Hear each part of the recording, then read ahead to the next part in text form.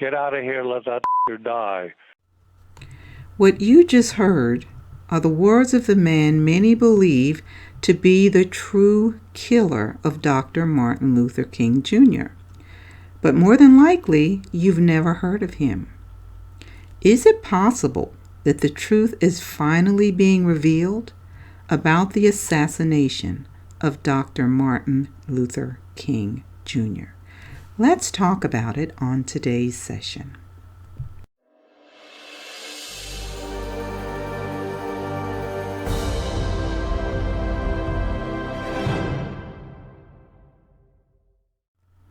This man, James Earl Ray, is the man who was charged with the killing of Dr. King. He confessed to the killing, but days later recanted and said it was actually a larger conspiracy, which many of us believed, that led to the killing of Dr. King. I'm going to play a video. Some of you may have heard it, others may not have heard this before. But this video is being circulated and it supposedly reveals the true killer. Listen to this. So like I said, I spoke to Dr. Pepper earlier today. Here's what he had to say about the way Dr. Martin Luther King was actually killed. Wow. He wasn't killed from the bullet that hit him on the balcony. He was taken to the St. Joseph's Hospital, and he was killed in the emergency room of St. Joseph's Hospital by the chief of neurosurgery, Dr. Breen Bland, who came in when they were all working on him in the emergency room, and he said, "Get out of here, let that die." And as they moved out of the room, the last one out was a surgical nurse, Lula Mae Shelby. And when she heard them gathering up spit in their lungs to spit on Martin's body lying on a bed there, then she saw Dr. Bland take the catheters out of Martin's body and take the pillow from under his head and put it over his face and suffocate him. And that's how Martin King died. That's how he was really assassinated. Now, he might have died anyway from the bullet wounds, but he didn't. He was still alive and still breathing. The chief neurosurgeon, he intervened and he made sure that death would result. Wow. Right? My jaw was on the floor. Now, Dr. Pepper knows this because the son of the nurse, Lula Mae Shelby, who died, but before she died told her family, the son of this nurse told Dr. Pepper under oath. And when Dr. Pepper confronted a member of the Dixie Mafia, he said, yes, this happened, and actually that the chief of surgery was their family doctor, and that 3 weeks before the assassination, he visited them and said, hey, if the bullet doesn't kill him, make sure he goes to St. Joseph's, because we will make sure that he dies. Now, let's talk about this case, okay? This was the civil suit in 1999 where Pepper represented the King family, and that really made the family feel like they had closure, and like I said, it was the only trial ever held. The Memphis jury in this case decided that local, state, and federal governments were liable for King's death, and that this was a real conspiracy, a conspiracy between the U.S. military, the Memphis PD, and Dixie Mafia, these crime figures in Memphis, Tennessee. This is just for the audience. Right. This is a civil case that was brought, much like the O.J. case. Right, where a they jury couldn't find him guilty here, but finally when a civil jury heard it, they came out with a It was the only trial, yes, and there was 30 days of trial, and over 70 witnesses were heard. And Dr. Pepper told me earlier today that it took the jury less than an hour to decide after these 30 days that this was a true conspiracy. Correct. Where others may have been involved. Correct. Other than the person who was accused. And that James Earl Ray was the fall man, and that he was unwittingly, unknowingly part of this conspiracy. And the real shooter, I gotta say this, even though we can't get to the whole story, was Frank Strouser. He was a Memphis police officer, the best shot in the Memphis PD, and he was the one who actually fired the fatal shot. So, did you know about this? I hadn't heard this story. And you may be wondering why I'm sharing this. First of all, it's shocking, but then maybe not so shocking. But I wanted to share this because I believe it connects to some of the information we've been covering recently about the seed of Esau, Edom today. Some of the places this man fled to after the shooting got my wheels turning, and I wanted to see if you see a connection as well. And if you're wondering what I'm talking about, be sure to listen to the last video that I just did on world sovereign power and the three city-states, London being one of them. So, get this, James Earl Ray also went to, drumroll, Portugal. Portugal, of all places. Are your wheels turning and making some connections? So again, if you've been tuning into the sessions on the Edomites today, you already know that this can't be a coincidence. So here was the question then that came out in the Washington Post. It says, the King assassination revisited. The $7,000 question, where did Ray get the money? Because based on all of the stories and the reports, this man didn't have that kind of money. There was a massive manhunt led by the FBI from the Lorraine Motel after the shooting to California, Alabama, Canada, Portugal, and finally to London's Heathrow Airport, where he was finally arrested on June 8th. I'm still asking, why London and Portugal? Like I said, if you've been listening, I think you can see a connection here. Let's keep going. This excerpt comes from CBSNews.com.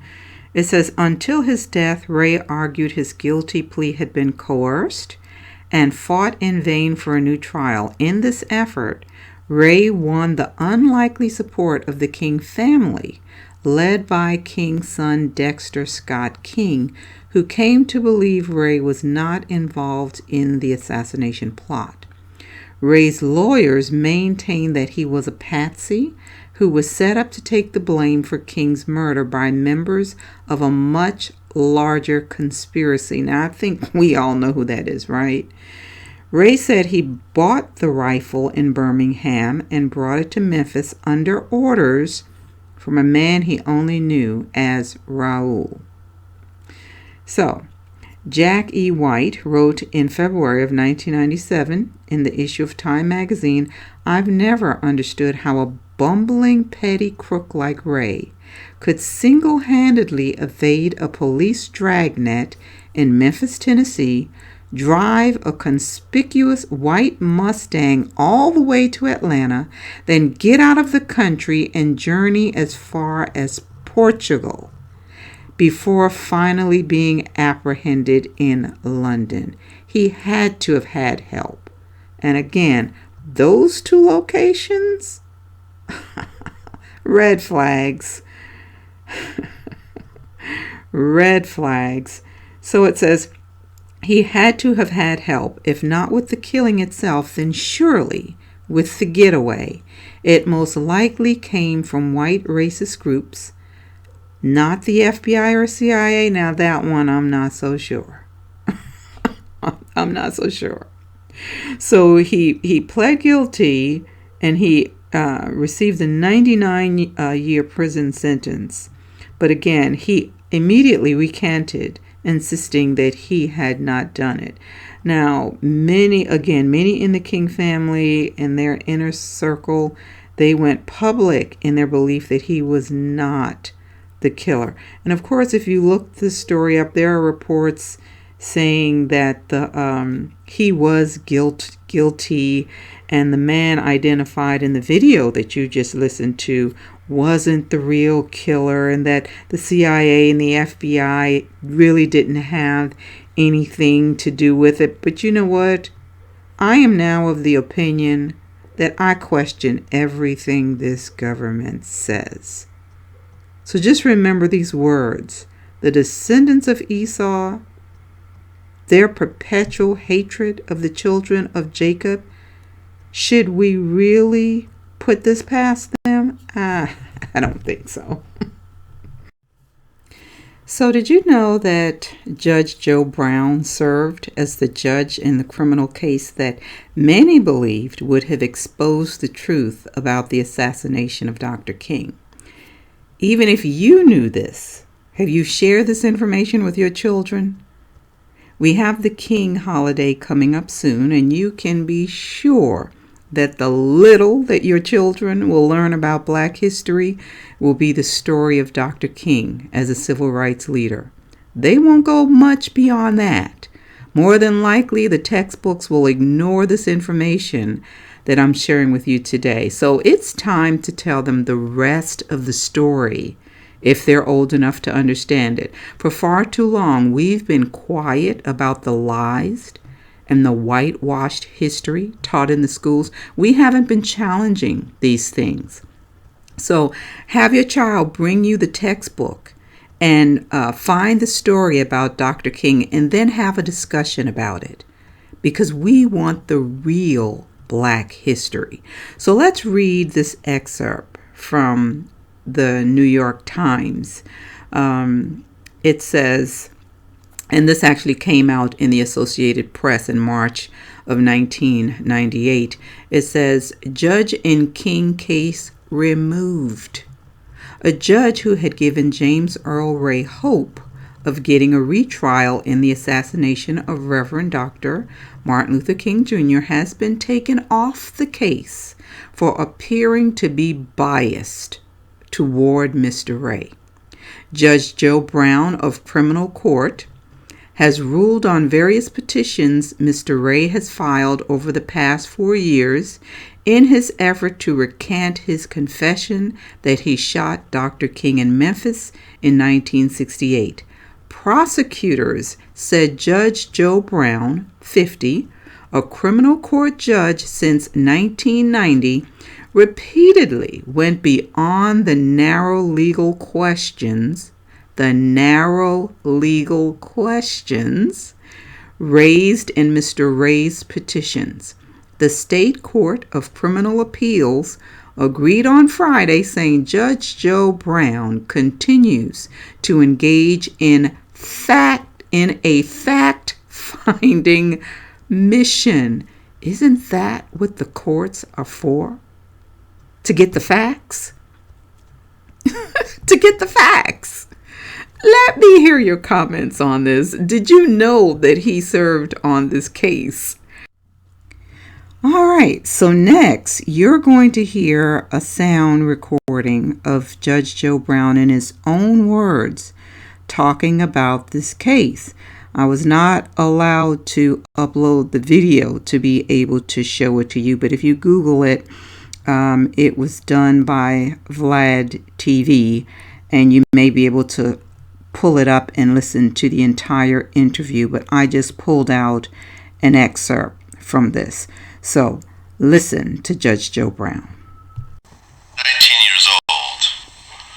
Martin Luther King got assassinated. No, I was older than that. I was a senior in college. Okay, so you're about 22 or so? I was 21. 21. Okay, so you clearly remember as an adult the impact of that situation. Well, for me, that was a small impact. I wound up being the last judge hearing the James Earl Ray matter. Did he, in fact, assassinate Dr. Martin Luther King? And had he not died and his local attorney not died in close succession, it would have been my finding that he was not the gunman. That Remington 760 Game Master they've got in the Civil Rights Museum is not the murder weapon. It's not even close. And it was a two-man hit team that killed him from the fire station dormitory. It wasn't the flop house, and it wasn't in those bushes. So, yeah, I got into the deep details of Dr. King, and that 3 or 4 year period that case was kicking around in front of me. So you're saying that James Earl Ray did not kill Martin Luther King? He didn't. Most people... Well, he didn't kill him, right? He didn't kill him. It's interesting, the homicide file for the Memphis Police Department reaches the same conclusion back in 1968. They entered their file in protest to the DA's office. Their conclusion was Ray is not the gunman. He was not even in Memphis that day. We know conclusively where he was. So why do you think he got convicted for the murder? Well, he didn't get convicted. He pled guilty. You have to understand, though, the news media puts it out as he was the self-confessed killer of King. That's not true. All through the transcripts, the entirety of the record, he never confessed, and often he said, I never said I killed King. I didn't kill him. I'm pleading cause of Alford. That's ALFORD.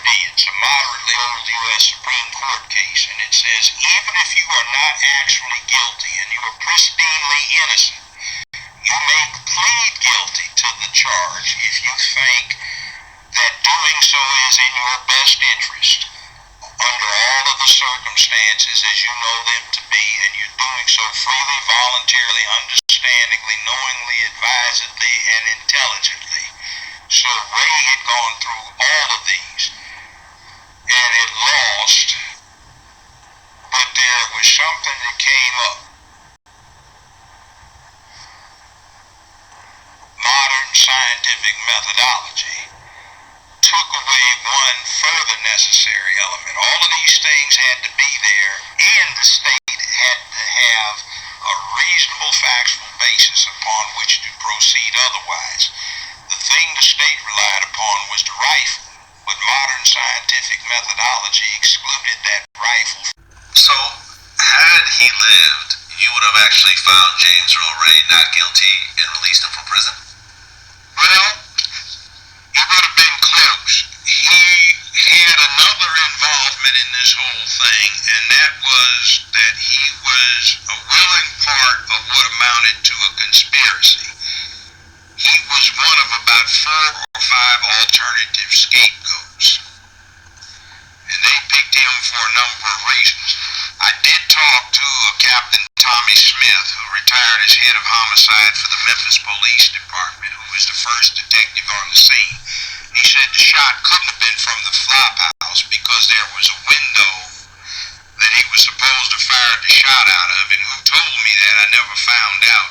He said, but there was a limb about this thick growing diagonally through the window, and you couldn't even see the Lorraine Motel from that location. He said, I came back with crime scene in about an hour, and the whole tree had been cut down, and I found out there was a cut down order sent out to the sanitation department.